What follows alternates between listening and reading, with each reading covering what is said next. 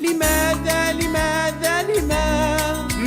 سؤال صعب، سؤال صعب، سؤال يراودني. سلام ونعم وبركة لكل بابا وكل ماما في كل مكان. لما يجي ابنك أو بنتك يسألك ويقول لك هو ربنا موجود فعلا؟ طب أنا مش بشوفه ليه؟ سؤال صعب ده، أجاوب إزاي عليه؟ المشكلة إنك ممكن تكون امبارح زعلانة من ربنا وبتقولي له فينك يا رب؟ سايبنا ليه؟ يعني أنا بأكد له المعلومة إنه مش موجود. وطبعا مش هينفع إن أنا أرد عليه وأقول له إن داود المرنم قال السماوات تحدث بمجد الله والفلك يخبر بعمل يديه. هيسيبك ويمشي. واوعي تقولي له غمض عينيك وانت تشوف ربنا، او صلي ونام وانت هتشوفه. طب لو ما شافوش هيبقى ايه السبب؟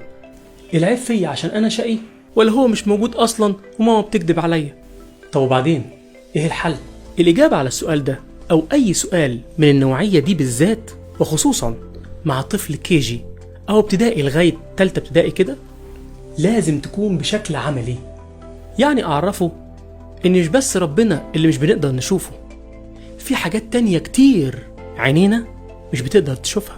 هنجيب بالونة وننفخها.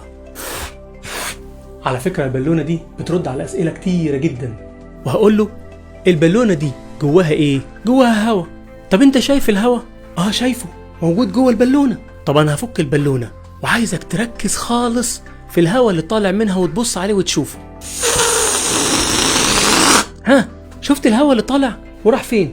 ما شفتهوش صح؟ لان عينينا ما بتقدرش تشوف الهوا، زي ما عينينا ما تقدرش تشوف ربنا مع انه موجود معانا، زي ما الهوا موجود معانا. وعشان عينينا مش بتقدر تشوف كل حاجة، ربنا في السماء هيخلق لنا عين جديدة عشان نقدر نشوفه بيها، ونشوف الملائكة ونشوف القديسين.